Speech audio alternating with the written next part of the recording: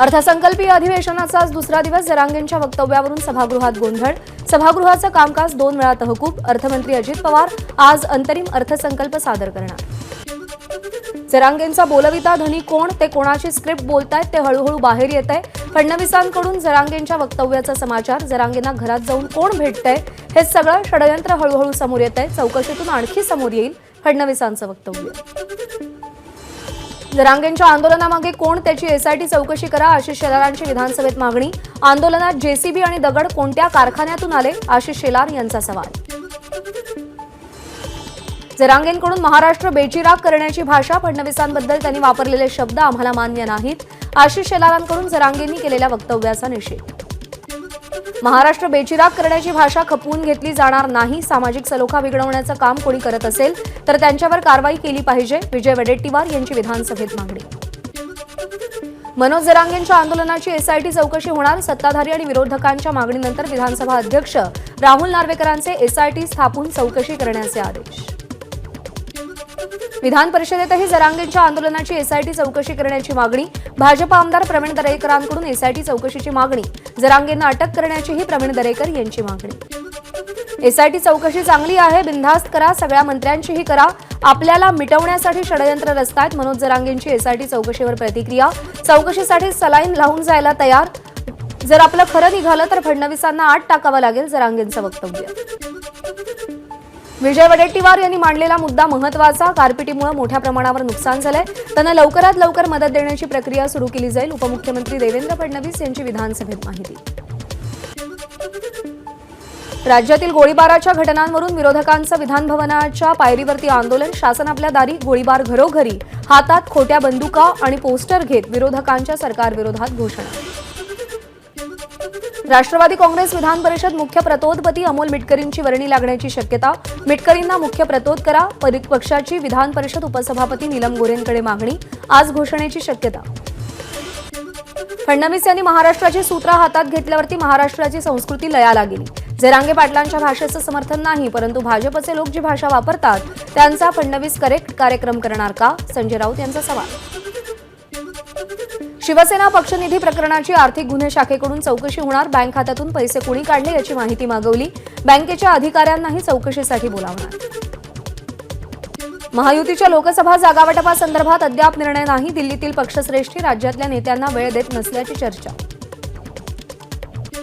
ठाकरे गट आणि काँग्रेस रामटेक लोकसभेच्या जागी आग्रही असताना आता वंचितचाही रामटेकच्या जागेवर दावा.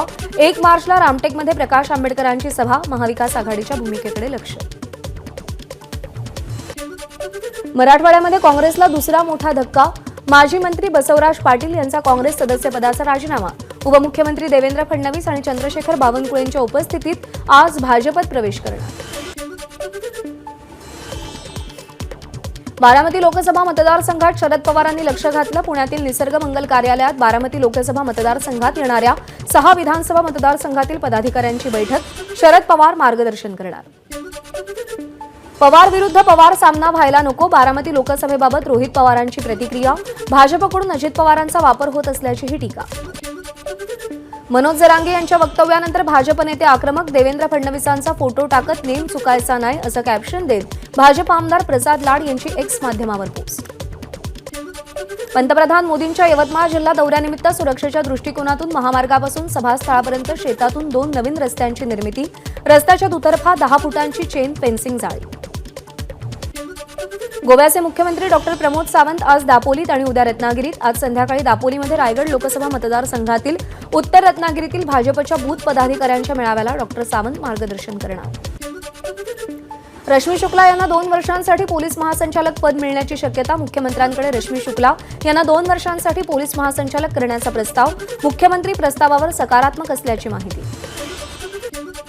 लोकसभा आणि विधानसभा निवडणुकांमध्ये फायदा व्हावा यासाठी रश्मी शुक्लांना मुदतवाढ दिली जात असावी. रोहित पवारांची टीका. तर ठराविक नंबर फोन टॅपिंगसाठी दिलेत, त्यामध्ये आपलाही नंबर असेल असा रोहित पवारांचा आरोप. ठाकरे गटाचे आमदार रवींद्र वायकरांना मोठा दिलासा. अवैध हॉटेल बांधकाम प्रकरणी पुनर्विचार करण्याबाबत पालिकेची सर्वोच्च न्यायालयात माहिती. सर्वोच्च न्यायालयाची विनंती मान्य करण्याची तयारी. बांधकाम वैध ठरल्यास ईडी कारवाई देखील टळणार. अशोक खांडे, जब्बार पटेल आणि सदानंद जोशी यांना मराठी नाट्य परिषदेचे पुरस्कार जाहीर. शिरवाडकर पुरस्कार अशोक खांडेंना, वसंत कानेटकर पुरस्कार जब्बार पटेल यांना, तर सदानंद जोशी यांना बाबूराव सावंत पुरस्कार घोषित. मराठी भाषा दिनानिमित्त नाशिकमध्ये ग्रंथदिंडी. त्र्यंबक रोडवरच्या कुसुमाग्रजांच्या निवासस्थानापासून सार्वजनिक वाचनालयापर्यंत ग्रंथदिंडी काढली गेली. दिंडीमध्ये पारंपरिक वेशभूषा धारण केलेले शाळकरी विद्यार्थी सहभागी. मराठी या शब्दाचा अर्थ प्रत्येकासाठी वेगळा. या सगळ्या अर्थांचा गौरव करण्याचा आजचा दिवस म्हणजेच मराठी भाषा गौरव दिन. मराठी भाषा गौरव दिनानिमित्त मनसे अध्यक्ष राज ठाकरे यांची फेसबुकवर पोस्ट. मराठी भाषेनं राज ठाकरेंना लिहिलेलं पत्र अशा आशयाची ही पोस्ट. मराठी भाषा दिनानिमित्त राज ठाकरेंच्या हस्ते पुस्तक प्रदर्शनाचं उद्घाटन. कवी अशोक नायगावकर, अभिनेता सुनील बर्वेंचीही कार्यक्रमाला उपस्थिती.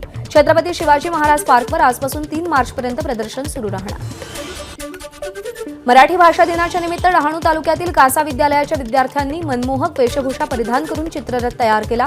सगळ्या संतांची प्रतिकृती आणि विविध मराठी वेशभूषा विद्यार्थ्यांनी परिधान केल्या. हळूहळू मुंबईतल्या तापमानात वाढ होऊन पारा 36 अंशांचा पार जाण्याची शक्यता.